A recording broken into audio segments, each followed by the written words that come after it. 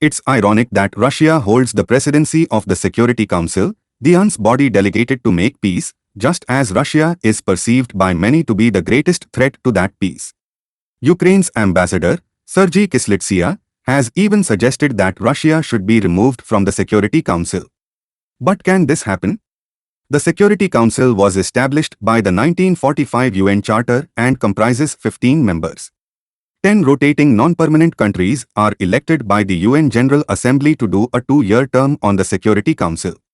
5 members, the USSR, now Russia, Republic of China, now People's Republic of China, the US, UK and France have the status of permanent members and so have a veto on any vote before the Council.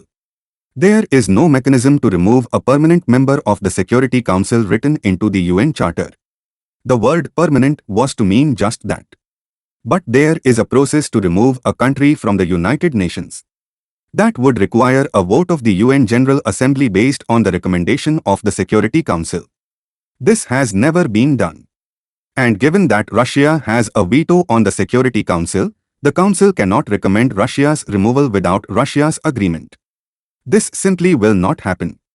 So no, Russia cannot be kicked out. But is Russia validly there at all? This is Ukraine's question.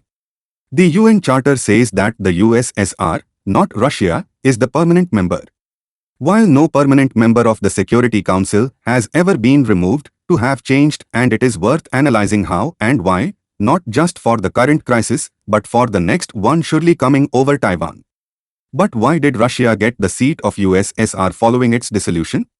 In 1991, the Alma-Ata Protocol was signed by the majority of Soviet republics, declaring the end of the Soviet Union and agreeing that Russia would take over the seat of USSR. Russia then wrote to the UN requesting that the name USSR be amended to Russian Federation and that nothing else would change. International lawyers have questioned the legality of this and have debated whether the dissolution of the USSR should have dissolved its seat at the Security Council. This is what Ukraine is now arguing. The whole matter rested on whether Russia was the successor state or a continuing state under international law.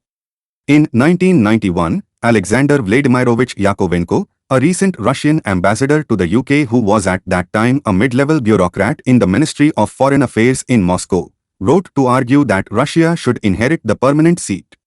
He set out that a successor state is a new country formed from the dissolution of an older one and had no continuing rights or liabilities. All rights and liabilities would need to be renegotiated. A continuing state, however, is the largest part of a country after a small part has broken away. It keeps the former rights and liabilities of the old country, including membership to international organizations and embassies. Yakovenko concluded Russia was the continuing state. From the formation of the UN in 1945 until 1971, the Chinese seat was held by the Republic of China, the Taiwan-based government that claimed to represent all of China. But in 1971, the seat switched to the People's Republic of China, the Beijing-based communist government that also claims to govern all of China and which still holds it. There is another country that won't want to not reopen the question, the UK. This is because, if Scotland has another independence referendum and breaks away, England and Wales will likely point to Yakovenko's memo and claim, like Russia, to be the continuing state, not successor state to the UK in order to retain the Security Council seat. So, given that 3 permanent members of the Security Council, Russia, China and the UK, all likely benefit from the continuing state argument, Ukraine's hopes of removing Russia from the Security Council appear doomed. Thank you everyone for watching this video.